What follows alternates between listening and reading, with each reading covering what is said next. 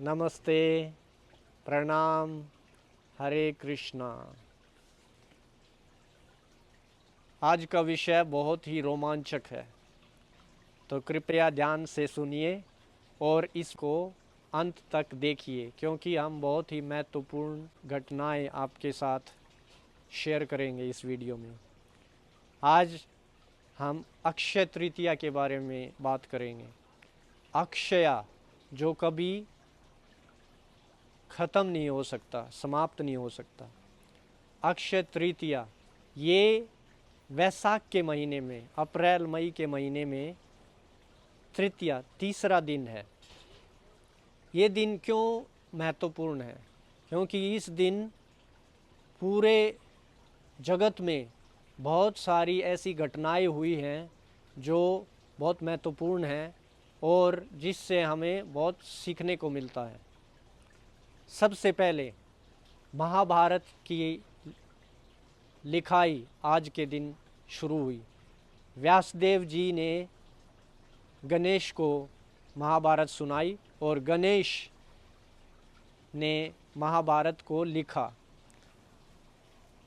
हमारे पास एक कॉपी है महाभारत की। तो ये महाभारत हमें व्यासदेव की कृपा से और गणेश जी की कृपा से हमें मिली।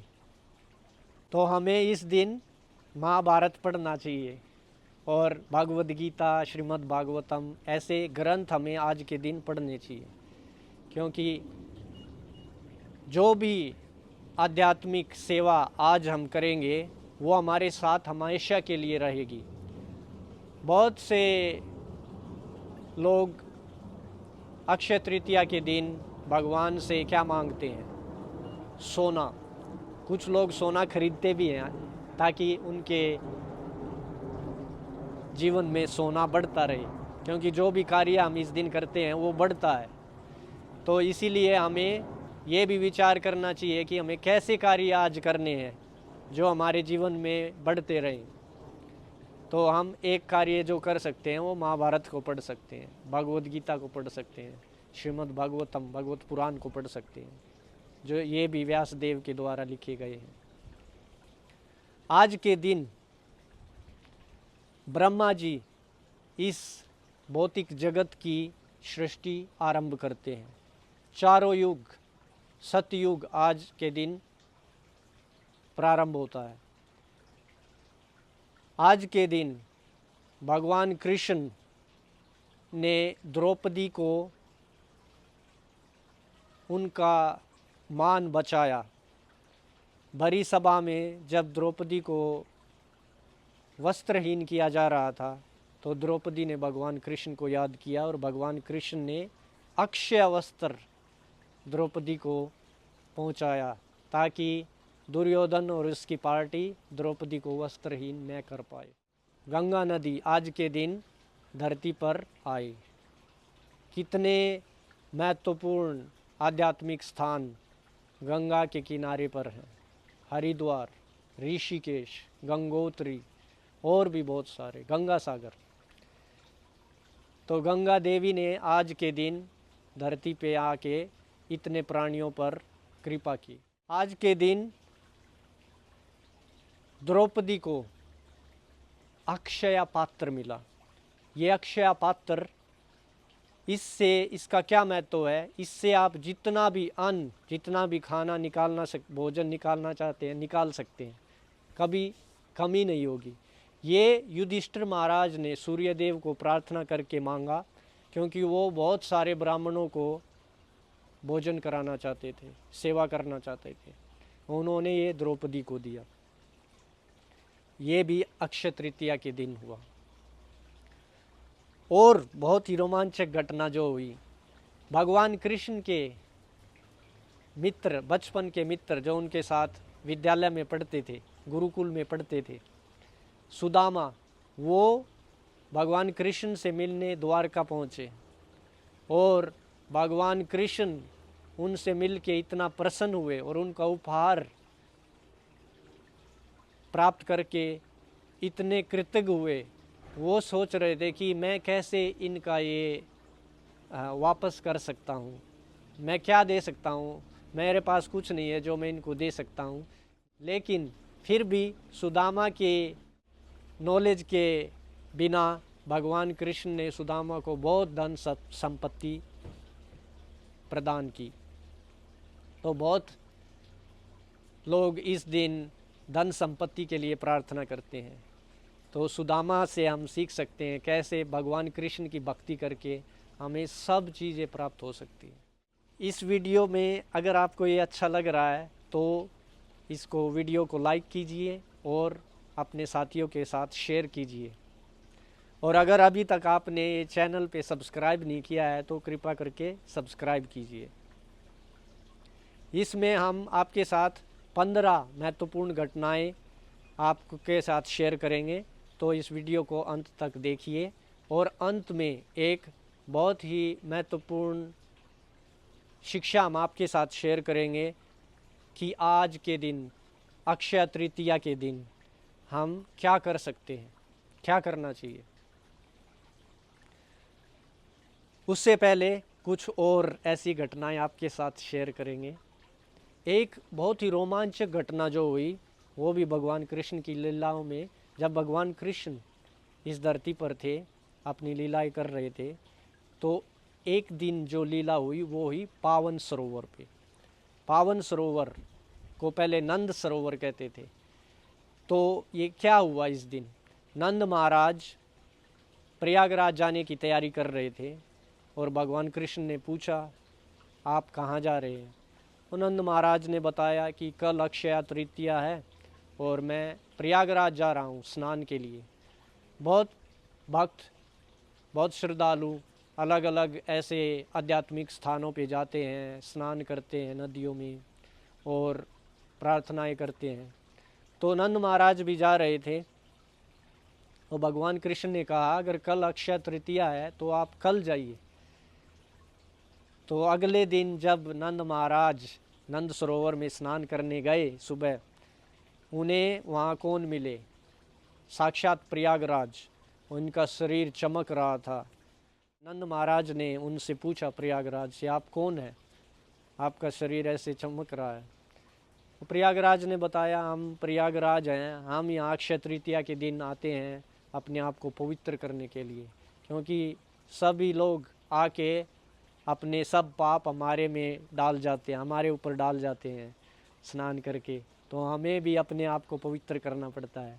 तो अक्षय तृतीया के दिन हम यहाँ वृंदावन में आते हैं और इधर ये नंद सरोवर में स्नान करते हैं और वृंदावन के धूली में स्नान करते हैं और अपने आप को पवित्र करते हैं। ऐसे बहुत सभी नदियाँ और तीर्थ स्थान वृंदावन में आके अपने आप को पवित्र करते हैं। तो नंद महाराज को समझ आया कि उनको प्रयागराज जाने की ज़रूरत नहीं है, नंद वृंदावन में ही रह के वो अक्षय तृतीया सेलिब्रेट कर सकते हैं, मना सकते हैं। और भी बहुत सारी महत्वपूर्ण घटनाएं अक्षय तृतीया के दिन हुई हैं।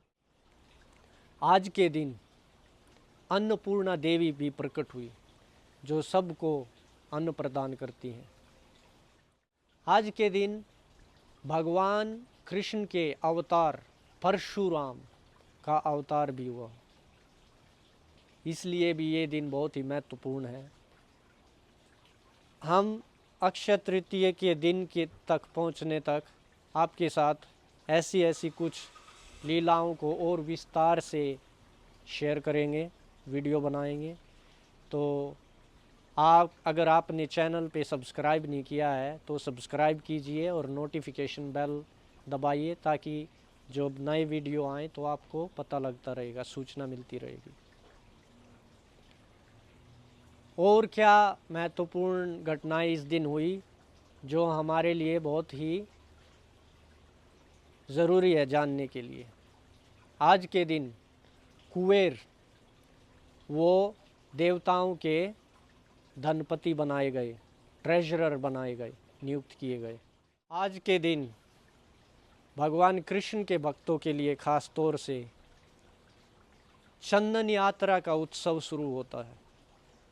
चंदन यात्रा पे क्या होता है?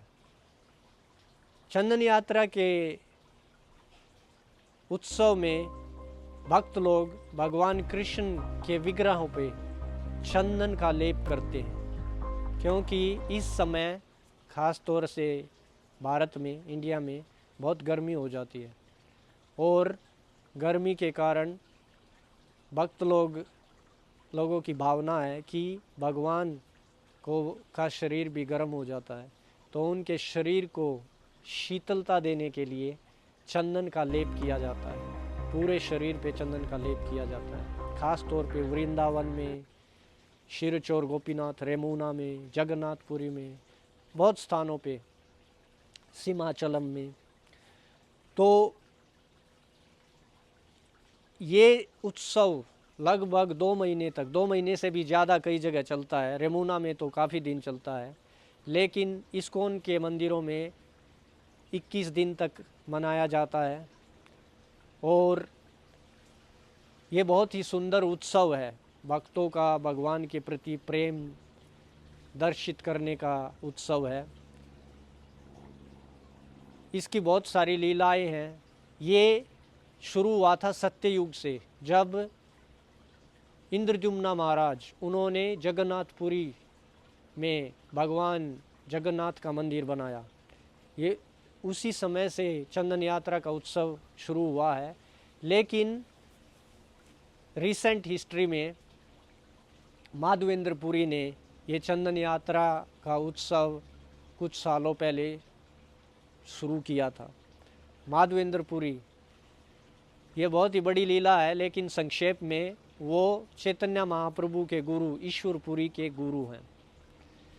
उन्होंने ये चंदन यात्रा का उत्सव शुरू कराया शिरचोर गोपीनाथ मंदिर से, रेमुना में, और तब से गौड़िया भक्त वो बहुत ही खुशी से ये उत्सव मनाते हैं। सीमाचलम में जिया नरसिंहा का मंदिर है। ये भगवान के विग्रह पूरे साल चंदन से कवर रहते हैं, लेकिन खाली अक्षय तृतीया के दिन वो भक्त लोग भगवान को बिना चंदन के दर्शन कर पाते हैं। वृंदावन में बाके बिहारी का मंदिर बहुत ही प्रसिद्ध है और बहुत श्रद्धालु वहाँ पे जाते हैं दर्शन के लिए। खाली अक्षय तृतीया के दिन बाके बिहारी जी के चरण दर्शन होते हैं और किसी दिन उनके चरण दर्शन नहीं हो पाते। तो अगर आप वृंदावन के नज़दीक हैं तो जाके दर्शन कर सकते हैं अक्षय तृतीया के दिन। और भी कई महत्वपूर्ण घटनाएं जो इस दिन होती हैं, श्रद्धालुओं को प्रेम देती हैं, खुशी देती हैं। आज के दिन 4 धाम, बद्रीनाथ, यमुनोत्री, गंगोत्री, केदारनाथ, चारों धाम के मंदिर के कपाट खुल जाते हैं। तो अगर आप कोई भी इन धामों के नज़दीक हैं, ये अक्षय तृतीया के दिन जाके दर्शन कर सकते हैं। आज के दिन जगन्नाथपुरी में, उड़ीसा में, इंडिया में रथ यात्रा का जो उत्सव होता है, उसकी तैयारी के लिए भगवान जगन्नाथ, बलदेव, सुभद्रा के रथ का निर्माण कार्य शुरू होता है। देखिए कितने दिनों तक भगवान के भक्त अपना प्रयत्न करके ये बहुत ही सुंदर रथ यात्रा का आयोजन करते हैं। उससे हमें स्मरण हुआ, हमें आप सभी को बताना चाहिए, लॉस एंजल्स में भी हर साल रथ यात्रा का उत्सव होता है और बड़े ही धूमधाम से मनाया जाता है। बहुत श्रद्धालु लोग आते हैं और ये होता है अगस्त के प्रथम रविवार को हर साल। तो इस साल भी मनाया जाएगा, उसके लिए हम और सूचना आपके साथ शेयर करेंगे, लेकिन आप इसको ध्यान रख सकते हैं। इस्कॉन भक्तों के लिए एक बहुत ही महत्वपूर्ण घटना इस दिन हुई। हम आज श्रीला प्रभुपाद मेमोरियल गार्डन में हैं, लॉस एंजल्स में, और अक्षय तृतीया के दिन श्रीला प्रभुपाद ने लीग ऑफ डिवोटीज़ स्टार्ट किया झांसी में, इंडिया में। उसी लीग ऑफ डिवोटीज़ का मॉडल से आज हम पूरे संसार में देख रहे हैं इस्कॉन के इतने मंदिर हैं, इतने सेंटर हैं और इतने लोगों को भक्ति की शिक्षा प्राप्त होती है। तो ऐसे बहुत बहुत महत्वपूर्ण घटनाएं हुई हैं और भी बहुत सारी हैं, हम सभी यहाँ पे नहीं बता सकते, लेकिन हम ये कुछ महत्वपूर्ण घटनाएं आप सभी के साथ शेयर करना चाहते थे। तो ये सब जान के हमें क्या करना चाहिए आज के दिन, ये अक्षय तृतीया का दिन इतना महत्वपूर्ण है, तो हम ऐसे सोचें कि इस दिन हमें क्या करना चाहिए। तो जैसे नंद महाराज से हम सीख सकते हैं, हमें जो भी पवित्र स्थान है वहाँ पे जाके स्नान करना चाहिए। गंगोत्री, यमुनोत्री ऐसी जगह पे जाके स्नान कर सकते हैं। वृंदावन, नंद सरोवर, पावन सरोवर के नाम से जो अब जाना जाता है, या जो भी आपके नज़दीक में तीर्थ स्थान है वहाँ जा सकते हैं। भगवान का ज़्यादा से ज़्यादा नाम लेना चाहिए, ख़ास तौर से हरे कृष्णा कृष्णा कृष्णा हरे हरे, हरे रामा राम राम हरे हरे।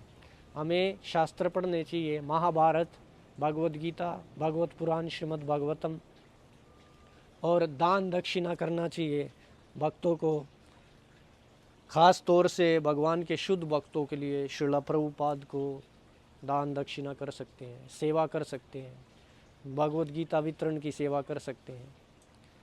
तो ऐसे बहुत कार्य आज का दिन, जैसे अगर हम अपने पूर्वजों के लिए कुछ पूजा कर सकते हैं, पितृ पूजा वो भी किया जा सकता है।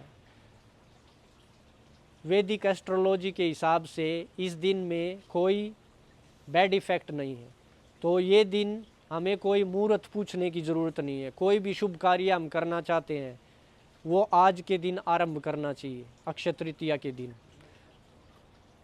जैसे आपको कोई अपना करियर चेंज करना है, आपको कोई नया बिजनेस स्टार्ट करना है, आपको शादी करना है, या कोई जो भी अपने जीवन में नई चीज़ें करनी है जिसमें आप ग्रोथ चाहते हैं, वो आज के दिन करना चाहिए, अक्षय तृतीया के दिन। तो ये अक्षय तृतीया 2025 में किस दिन है? लॉस एंजलिस में तिथि है अप्रैल 29। भारत में, इंडिया में ये मनाई जाएगी 30 अप्रैल को। तो ये अपने कैलेंडर में डेट मार्क कर लीजिए, फ़ोन में रिमाइंडर सेट कर लीजिए। और जैसा हम कह रहे थे, अगर आपको ये वीडियो पसंद आई और अभी तक आपने सब्सक्राइब नहीं किया है तो चैनल को सब्सक्राइब कीजिए, नोटिफिकेशन बेल को हिट कीजिए, ताकि जब भी नए वीडियो आएंगे आपको पता लगता रहेगा, सूचना मिलती रहेगी। बहुत बहुत धन्यवाद आप सभी को, अक्षय तृतीया की हार्दिक शुभकामनाएं।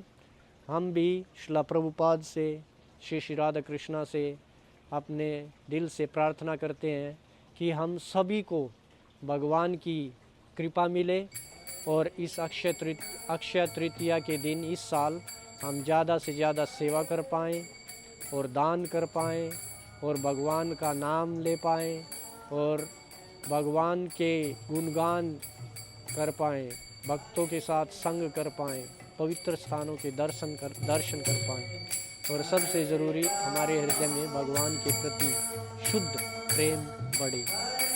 थैंक यू वेरी मच, बहुत ही धन्यवाद। हरे कृष्ण।